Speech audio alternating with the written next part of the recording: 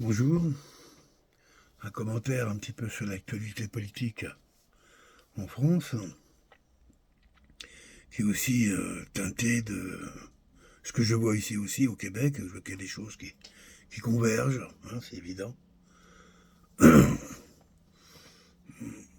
Mais je m'y connais beaucoup moins bien dans la structure sociale du Québec, qui fait que je suis moins référencé, on va dire ça comme ça.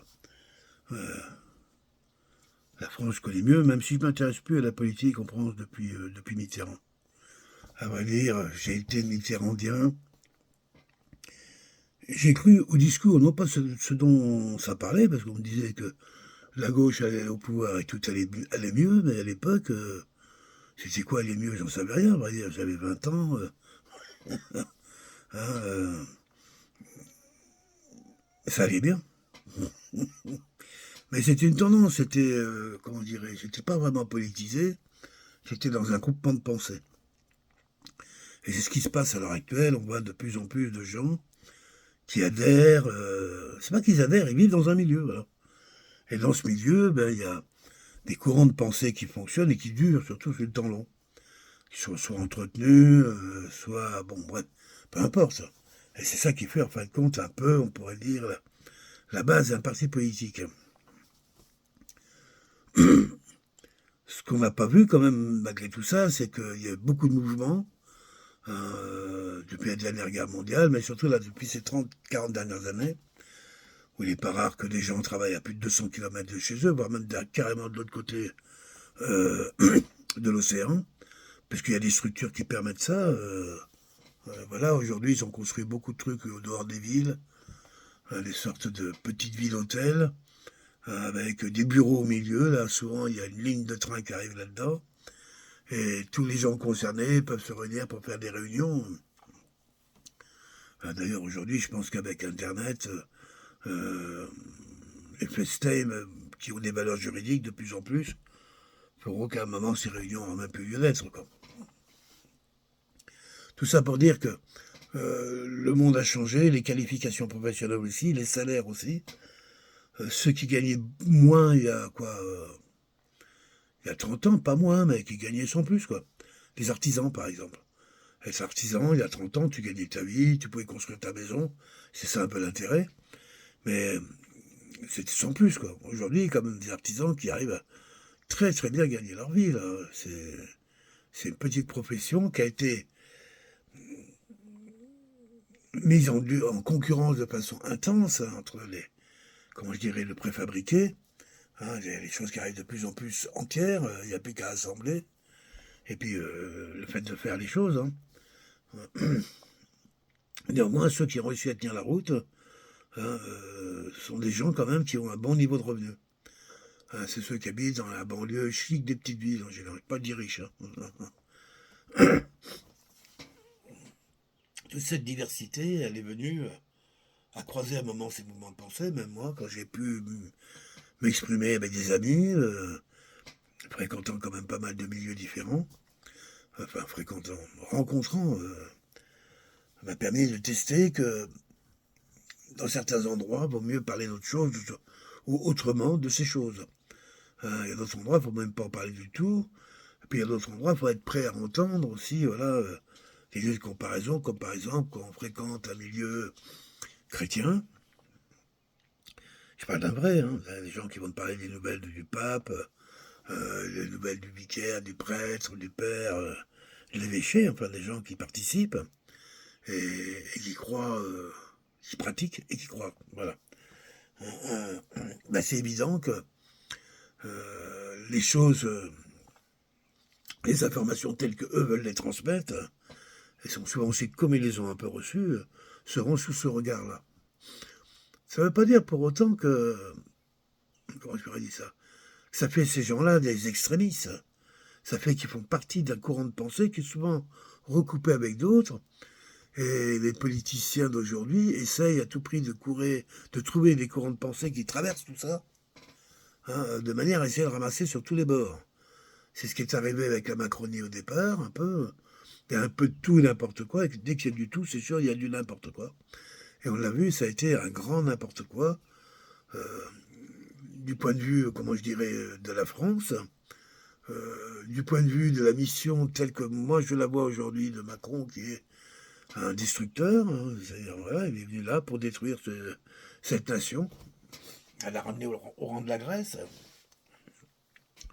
Et ici, on voit très très bien, entre tout ce qu'il a donné à ses potes américains, hein, les bijoux de la France, comme on dit, une fiscalisation qui, sans conteste, surprotège les riches, qui sont propriétaires justement des entreprises où sont destinées ces aides.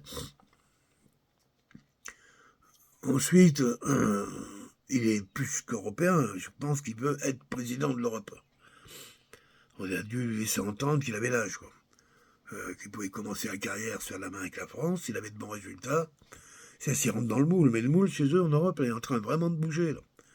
Hein, je crois qu'ils commencent à se rendre compte que l'équipe qui dirige l'Europe à l'heure actuelle, je parle des fonctionnaires, hein, les hauts fonctionnaires, c'est-à-dire ceux qui ne sont pas élus, là-dedans il n'y a personne qui est élu, quoi. Hein, mais néanmoins, ça bouge vers les postes.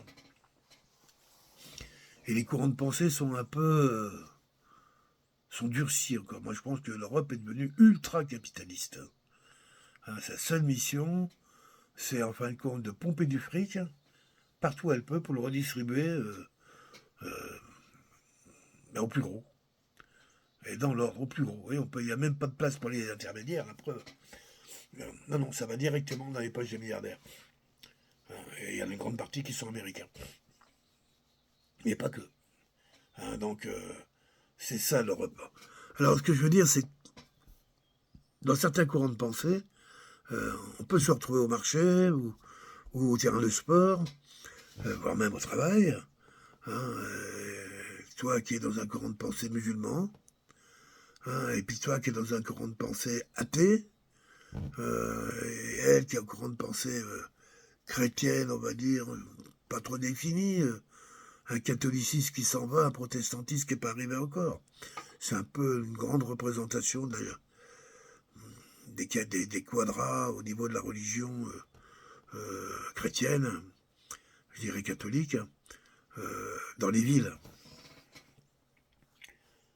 Si tout le monde prend bien conscience, en fin de compte, du courant de pensée dominant, est-ce que je suis musulman ou est-ce que je suis chrétien? Est-ce que je suis les enfants de mes parents? Les traditions, les valeurs, est-ce que c'est plus porté par la tradition que par la religion, même s'il y a effectivement, pour beaucoup d'entre nous, on utilise la religion pour être dans la tradition. Mais en réalité, il faut dépasser ça. Ah, et alors on peut aller au-delà de la religion. La religion, elle aussi, s'est inspirée, quand les musulmans, s'est inspirée, entre autres, par les soufistes, hein, qui sont un peu les docteurs, mais de façon poétique, je dirais, de ces enseignements. Ils sont différents, d'ailleurs, en plus. Hein. Quand je suis chrétien, qu'est-ce qui me reste de chrétien? Je parle pas de moi spécialement, je m'estime... je fais une parenthèse, même pas une parenthèse, je parle de moi 5 minutes. Moi, j'ai été élevé catholique, hein, donc j'étais enfant de chœur pendant longtemps. À cette époque, j'ai pratiqué la religion, j'étais dans un foyer de prêtres, alors on avait les messes, tout ça, c'était un peu tous les protocoles religieux, on les vivait.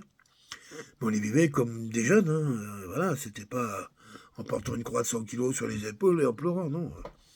Hein, on était jeunes et on vivait dans un milieu catholique, donc en gros, on respectait certaines valeurs, on apprenait même ces valeurs, et ces valeurs avaient quand même pour mission à l'époque de nous permettre de vivre ensemble, intergénérationnel et en même temps intersocial, si on veut, dans le but d'arriver à œuvrer ensemble. Hein, parce que la religion, moi j'ai une religion du travail, hein, c'est pas la religion de la sieste. Hein, pour les prêtres à l'époque, se reposer, siester, on n'était pas loin du démoniaque. Hein, pour nous, les prolos, c'était ça, fallait bosser, quoi. Les vertus. Mais d'ailleurs, il est resté plus que ça dans la religion. catholique active, je veux dire, on a une grande famille obligatoirement, puisqu'il n'y a pas de contraception, et on veut des enfants, et en même temps tout le monde travaille. On s'occupe. C'est pour ça que les maisons sont grandes, parce que quand tu es à 6, 8 ou 10 dans une maison et que tout le monde s'active à l'entretenir, à la développer et autres, c'est sûr qu'à la fin, ben, c'est une maison physique, mais ça peut être aussi une maison de terme d'entreprise. Ça peut être aussi, je sais pas, un brillant dans la famille qui réussit, toute la famille va aller dans ce sens-là pour l'entretenir, pour l'aider, et puis il y a ce côté-là, il y a toutes ces choses-là.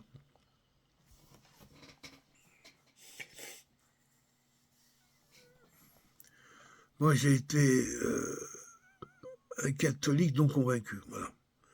C'est plutôt, comme pas mal de gens, les rituels m'amusaient, me permettaient aussi de faire l'année, quoi. J'étais content, moi, qu'on arrivait aux fêtes de l'Avent, quand on allait préparer les messes de minuit, Pâques, tout ça. Il y avait toute une activité qui se faisait dans les campagnes, on préparait ça longtemps à l'avance. Hein, c'était des programmes qui tournaient sur l'année, en fin de compte. Hein. Quand j'étais gosse, oui, c'était ce qu'on appelait le patronage, c'était tenu par les prêtres. Et leur rôle, à eux, c'était de nous enseigner le catéchisme, et puis aussi de nous occuper le jeudi, hein, parce que nous, à l'époque, on n'avait pas école le jeudi. Donc, avec des activités de sport, puisque ça commençait, le sport. C'était quelque chose de nouveau, hein, même intellectuellement. Euh, et moi, je me rappelle, comment il s'appelait, le curé... j'ai oublié son nom. Un brave type. D'autres ne sont pas tous comme ça, mais... lui, c'était le football. Hein. Moi, il était vaillant, le gosse, tu vois. Hein. Et puis, c'est grâce à lui, il nous avait emmenés une fois par an, les enfants de chœur. On était 4, ouais, 4. Puis, en 2 chevaux. On partait de la Touraine et on est monté en Normandie. On a fait un périple peut-être de 400 km en 2 chevaux, à 5 là-dedans.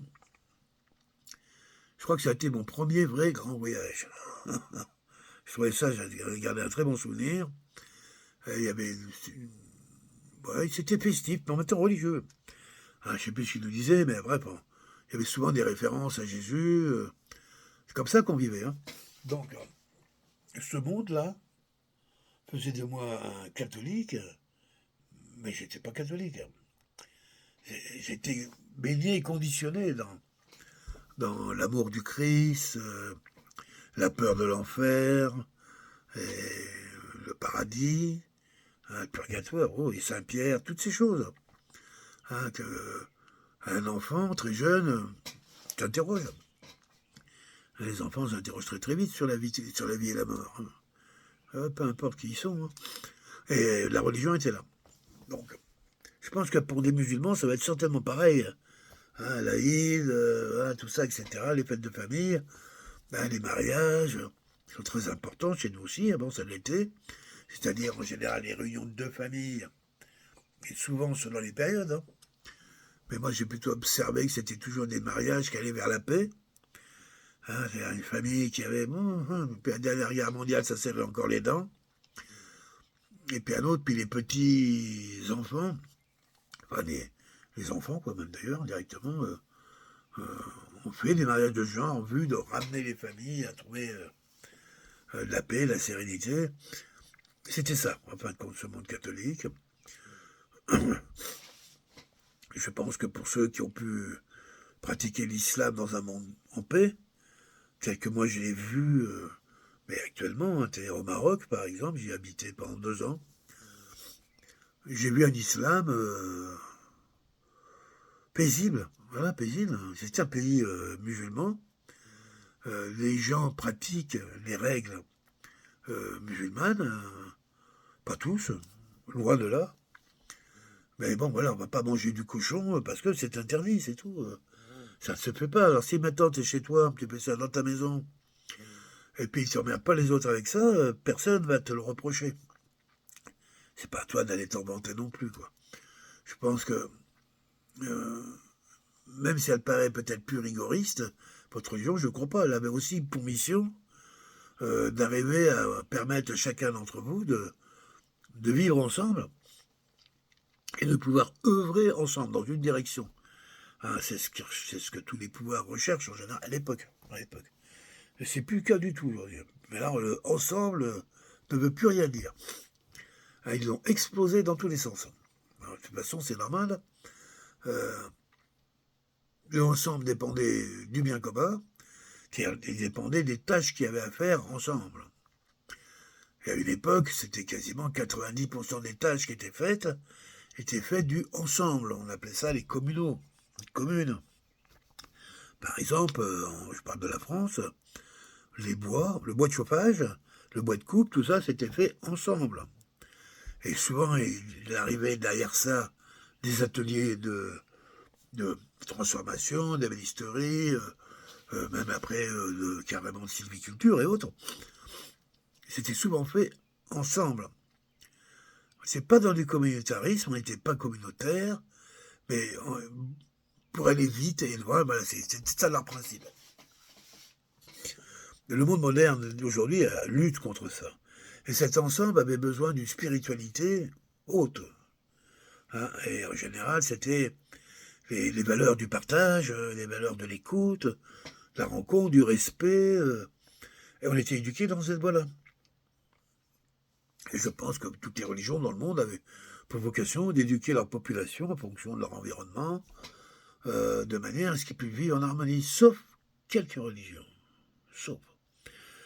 Sauf surtout une que je connais, que tout le monde connaît, qui est la religion judaïque, qui est très impressionnant de voir le niveau de haine et de détestation des autres. Et ça vient de l'élitisme. Hein, c'est moi, pas les autres. Hein, c'est ça leur truc. Moi, oui, parce que Dieu m'a vu, mais Dieu, il t'aveugle parce que toi, il t'a pas vu. C'est cette façon de faire. Et donc, je dis toutes ces religions ou spiritualités qui tendent à aller dans ces voies-là, comme, comment ils s'appellent, là, ceux du temple, là. Les témoins de Jéhovah avec leurs fameux élus, là, je sais plus, 144 000 élus. Tu y es, toi? Peut-être, ça dépend combien tu payes et combien ça dure. Bon, je ne vais pas critiquer ça, mais il y a des gens qui s'y retrouvent, peut-être que ça leur fait du bien. Mais dès que tu es dans la sélection de ce type, de voir un divin qui te voit toi et pas les autres, tout de suite tu crées un racisme incroyable. C'est direct. C'est comme en Inde, les religions elles sont multiples, elles sont surtout de l'hindouisme, hein, du brahmanisme, du brahmisme, du bouddhisme, d'ailleurs. Mais il y a beaucoup de dieux, ils honorent énormément de dieux en Inde, et de déesses, qui ont toutes plus ou moins un panthéon commun, mais voilà. Mais leur particularité à eux, c'est que ils ont divisé la société en classes sociales avec des rigueurs quasiment infranchissables. Hein. Qui fait que tu as des brahmanes, c'est le haut de la caste. C'est là où tu trouves tous les marchands, les politiciens, enfin tous ceux qui ont du pognon, quoi, ils sont là, quoi. Hein, les magasins, quoi. Et eux, ils vont expliquer à celui qui est tout en bas, l'intouchable, hein, c'est-à-dire celui qui fait toutes les tâches les plus dégueulasses, les plus dures, les plus viles. À l'armée, il peut être envoyé comme fantassin de front, c'est-à-dire à la boucherie. Enfin, leur universalisme, en fin de compte, est fuyant. Pourquoi? Parce qu'ils disent que c'est intouchable en travaillant bien, c'est-à-dire en se faisant exploiter dans tous les sens qu'on ne peut même pas imaginer aujourd'hui. D'abord, s'il est là, c'est parce qu'il paye ses péchés. Ah bon? Ah bon? Je croyais que c'était qu'il était plutôt en train de payer celui des autres. Hein, parce qu'on est intouchable. On ne le devient pas. On est. Comment? Pas tes parents. Voilà, tes parents, c'est de la merde, et ben tu restes de la merde. C'est ça, exactement. Donc, dans ces spiritualités-là, on voit bien qu'il y a quand même des dieux qui sont quand même pas très gentils, hein. Ils sont peut-être même blagueurs, hein, qui disent, oui, ben, tu supportes un maximum aujourd'hui. Un peu la religion chrétienne a de ça aussi. Hein. Alors, on disait quoi au peuple? On disait, acceptez votre sort. C'est parce que c'est Dieu qui l'a voulu. Mais vous savez très bien que dans cette acceptation, au moment où vous serez libéré de ce fardeau que peut-être un corps physique, eh bien là, Saint-Pierre sera pour vous accueillir. Et si vous êtes bien comporté, eh bien, Saint-Pierre vous guidera tout droit vers le paradis. Autrement, attention, pampon cucu. Voilà, mais ça ne vous concerne pas. C'est les méchants qui vous ont maltraité. Eux, ils iront là-bas, en enfer. Alors, ne fais rien contre eux. Ne fais rien, parce qu'après, c'est toi qui vas te retrouver en enfer, mais ici et après. Voilà, c'est ça, un peu ce que j'ai appris de la religion catholique, dont je me suis assez vite extrait. Pourquoi? Parce que j'adhère pas, disons, au livre. Hein, l'histoire m'amuse à peine. Et en plus, bon, j'ai fait ce qu'on te demande dans toute religion en général, c'est de ne pas questionner, de ne pas remettre en question. C'est de l'orgueil, c'est de la vanité. Et j'ai tout remis en question. Tout. Tout et plus que tout. Voilà. Et pour apercevoir que, sorti du décor, il me restait quand même ces valeurs qui m'ont été enseignées, d'un vivre ensemble qui ne veut plus rien dire. Voilà. Et où on tente à pousser les jeunes générations vers d'autres valeurs qui sont beaucoup sur l'individualisme, qui sont sur le glorificanisme. Oui, t'es le meilleur, t'es le plus beau, t'es le plus grand. T'as pas à partager ça, puisque c'est toi. C'est ce côté gloriole, ça vient de la gloriole, moi, la langue. Hein. Mais on voit que ces valeurs-là sont beaucoup entretenues dans le milieu des médias, dans le milieu, comment je dirais, du show business, même s'il n'y a plus beaucoup de show, mais il y a beaucoup de business. Et là, maintenant, on est parti vers l'intelligence artificielle. On imagine bien que son niveau, comment je dirais, ses valeurs à elle, risque d'être une synthèse un petit peu du monde peut-être plus en crête. Ça dépend qui pilote le machin, c'est pas moi. En tout cas, celui qui a le bouton, il va vouloir peut-être accélérer ou ralentir. Mais il y a de fortes chances que les valeurs que développe l'intelligence artificielle soient totalement à l'opposé de celles que peut développer un musulman issu d'une famille normale, quoi, un chrétien issu d'une famille normale, et qui ont mon âge. Parce qu'aujourd'hui, il s'agit bien de ça, quoi, en fait, quand il s'agit d'âge. Le monde a basculé dans un vrai autre paradigme. Pour moi, c'est la dernière guerre mondiale, quoi. Quand on a commencé à créer des machines, des monstruosités, de façon industrielle, pour tuer les gens. Disons plus ça. Le monde a des avions énormes qui balançaient des quantités de bombes. Ils ont inventé des canons qui pouvaient balancer des obus.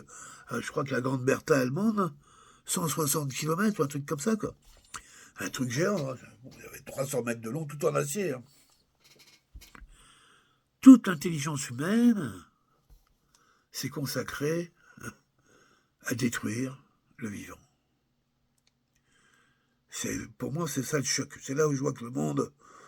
Parce que la guerre de 14, même encore, qui était un conflit de dégénérés, hein, c'est clair, mais qui a été localisé, on va dire ça comme ça. C'est dur, mais c'est quand même, hein, quand même, ça a été... et ça a été, oui, effectivement, les premières machines, mais on n'était pas encore rentré dans l'ère de l'industrie, on était encore dans le bricolage. Faut voir les premiers chars d'assaut, ça ressemblait à quoi? Une petite tour, avec un canon de 12 là-dedans, un des chenillères qui marchait plus ou moins bien, à la vapeur à moitié, et c'est le début. Et ce chemin de commencement a continué à se développer pour arriver à son apothéose dans les années 30, 40, dans les années 30. Et qu'est-ce qu'ont fait les hommes en premier? Des machines de guerre. Comme aujourd'hui avec les virus. Hein. Alors, si je disais ça, si je dis ça d'ailleurs,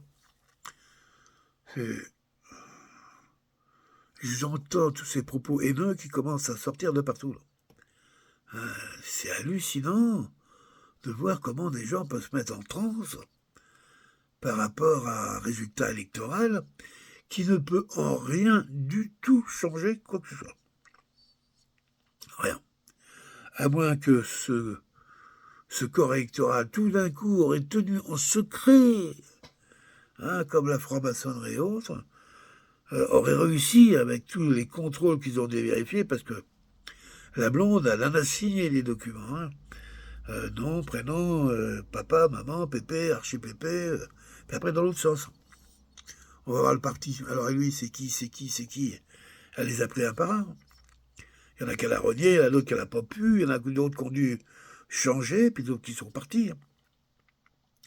De là à voir que ces gens-là auraient été capables de comploter individuellement autour d'une idée centrale, même déjà l'idée paraissait en soi pas possible, mais en plus irréalisable.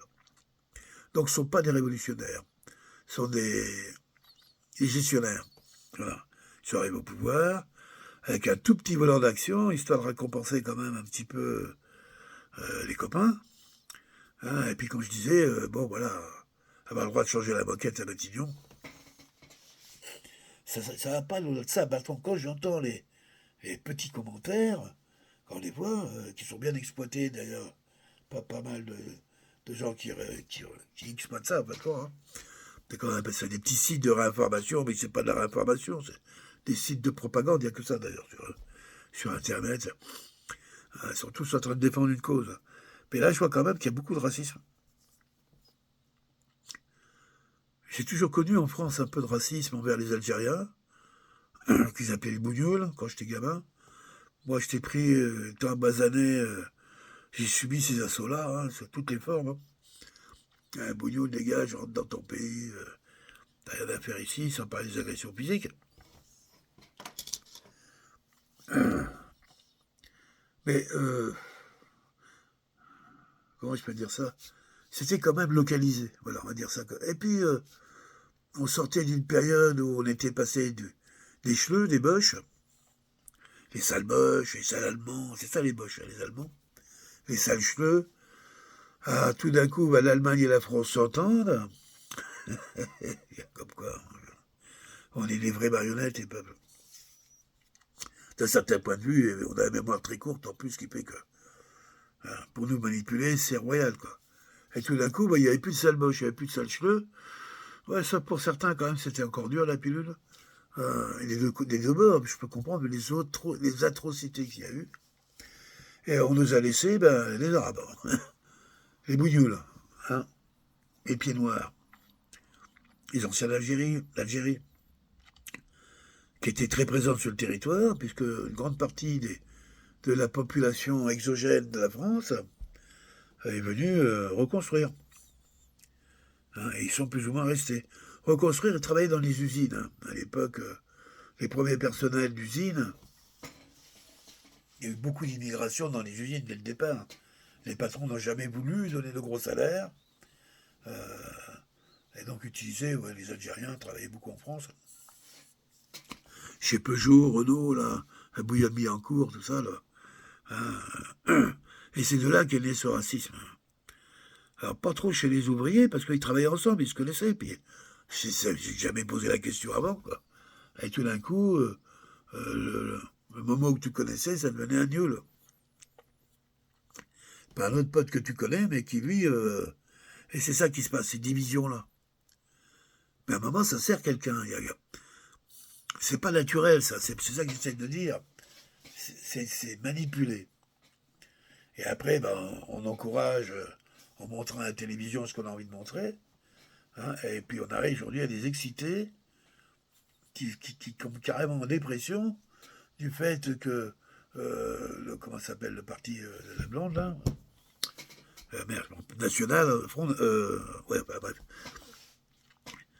est en passe de prendre le pouvoir à Matignon. Et toujours pas d'ailleurs. Est en passe. On a vu à chaque fois, il y a eu des réactions anti-Le Pen, violentes, et qui ont bien servi Macron. Sans ça, d'ailleurs, il n'aurait jamais été élu. Je pense que c'est la même chose. Si les gens ne comprennent pas, en faisant du repoussoir, le RN, c'est plus gentil que Macron. Mais beaucoup plus gentil. Oh là. Ouais, il y a quelques méchants, on s'en fout, c'est pas ça qui compte. Ben, l'idéologie transportée, c'est quoi? C'est du communiste citadin. C'est ça. Il y a un peu de ça dans les rênes, hein. Et un nationalisme identitaire. Mais quoi faire d'autre, hein, je pense que les nationalistes français sont quand même capables, je pense sincèrement, de reconnaître les Français autrement. Français, c'est... Moi, je suis français, hein. Quelqu'un qui discute, il va le voir tout de suite, on va avoir les mêmes repères, les mêmes valeurs. C'est pas une question de couleur de peau. C'est vraiment une question de... Puis après, il y a les dingos, là, qui, eux, c'est un problème de couleur de peau, hein. Ça représente rien, ça. De toute façon, dans tous les partis, il y en a. Dans tous les partis, il y a des gens qui ont peur. Hein, qui ont peur des étrangers, qui ont peur de leur couleur de la peau. Et puis, évidemment, qui lisent des trucs qui les encouragent à aller dans cette voie. Ce qui est étonnant, d'ailleurs, chez les chrétiens, eh oui, il y a beaucoup plus de racisme qu'on croit. C'est-à-dire que le chrétien regarde quand même le noir comme chaman, hein, le fils de Noé, celui qui a été maudit. Dans l'écriture de l'Ancien Testament, Noé rentre de fiesta avec les copains, rentre chez lui bourré, hein, ça fait comme ça, mais c'est de ça qu'il s'agit. L'homme était rentré un peu ivre, il avait trop goûté de son vin, et il rentra à la maison. Faut pas oublier que là, on est dans un pays chaud, hein, donc je sais pas très bien où, peut-être Palestine, je sais pas, où il habitait en fin de compte. Et son père est allé directement se laisser tomber sous sa natte, nu. Il s'est pas changé, et il est tombé nu. Il s'est endormi comme ça sur sa natte.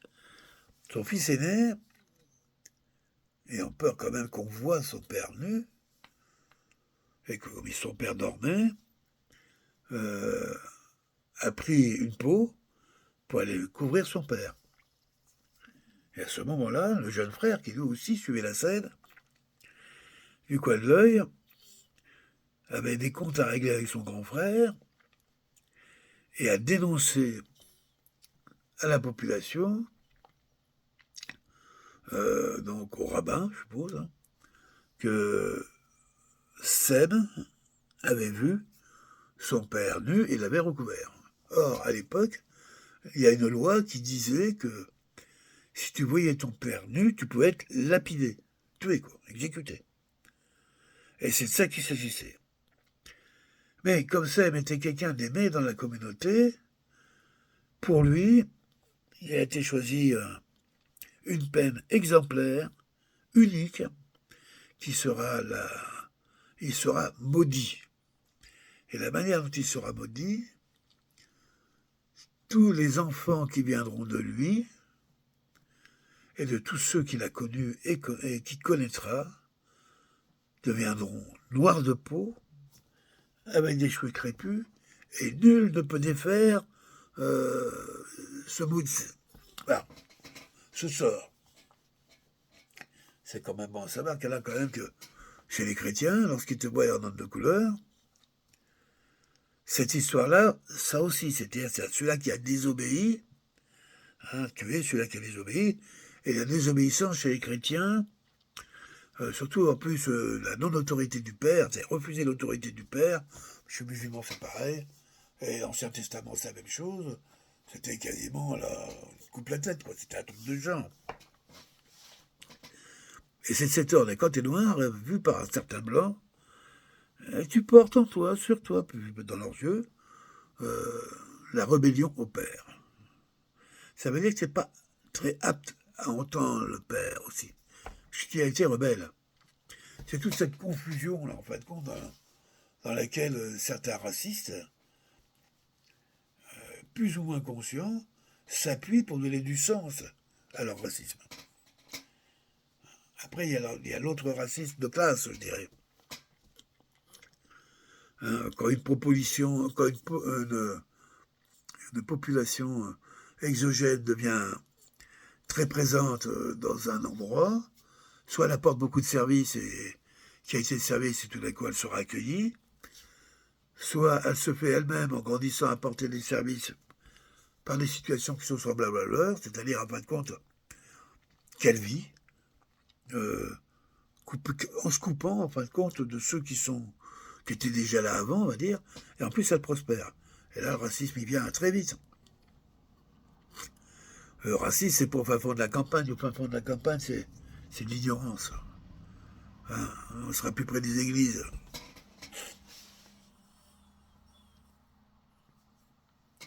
Bon, là, je m'aperçois que je vais très loin pour un sujet que je voulais quand même être. 35 minutes. Oui, donc, n'oubliez pas que quand vous agressez ou vous voulez agresser ou vous vous sentez agressé par quelqu'un d'autre, c'est jamais la personne dans son entier qui vous agresse. Il y a une partie que vous avez en vous, qu'on a en soi tous. On est d'abord humain. Hein, et ce côté-là, il n'y a pas d'agression entre nous. Il y a juste qu'on peut le porter plus ou moins fort. Et des fois, l'humain en nous est très présent, très puissant.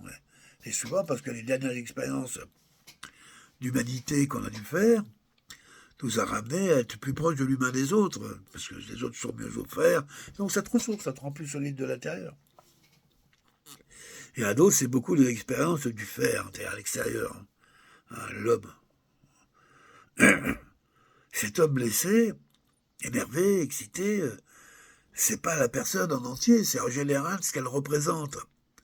Ça devient très vite une idée, une pensée, une idée, mais c'est pas une personne en soi.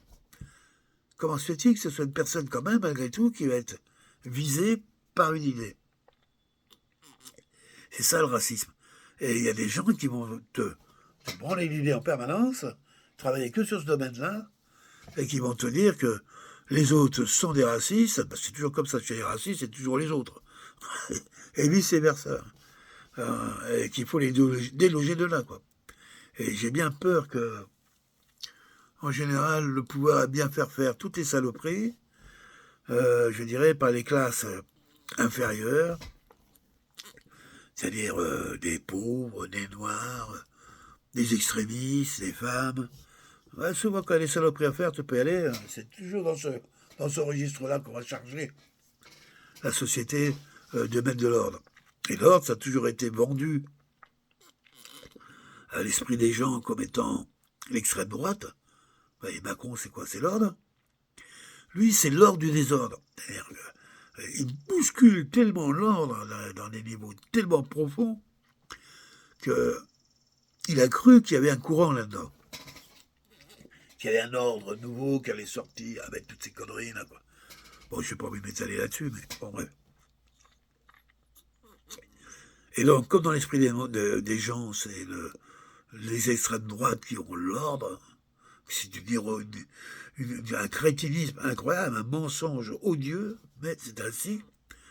Eh bien, on a magouillé électoralement une situation pour que ça soit les gens d'extrême droite, définis comme tels, qui vont se retrouver à avoir les clés du problème.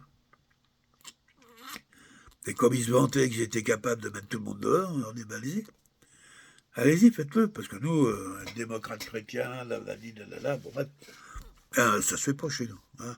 Nous, on est encore dans l'accueil, ça existe encore.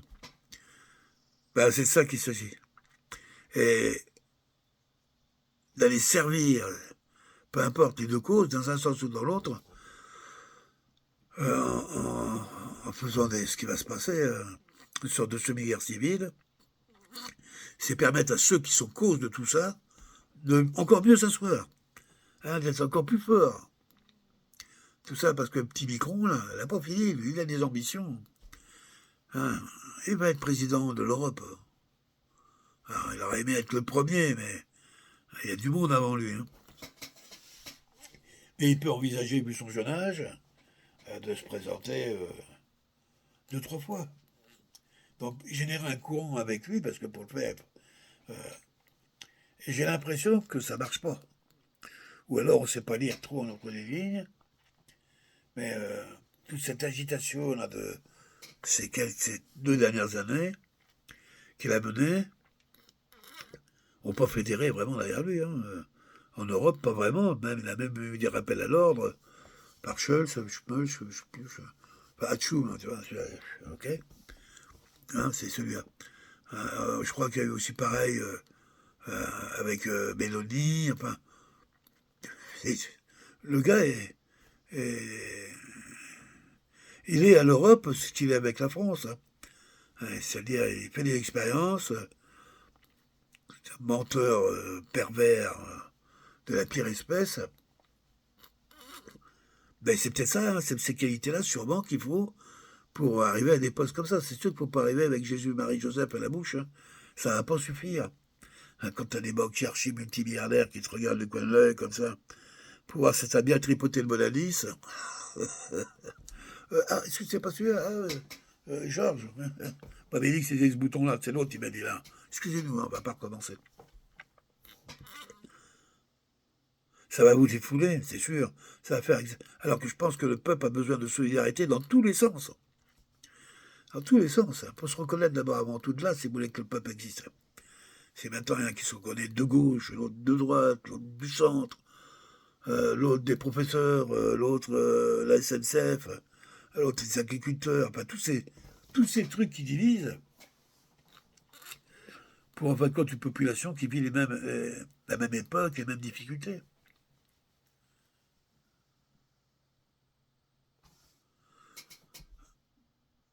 Soyez pas naïfs, faites attention en tout cas, hein, de croire qu'il y a une solution au bout du chemin, là, en utilisant le ratonnade, la violence et autres. Oui, il y en a une solution. Ça sera la guerre totale.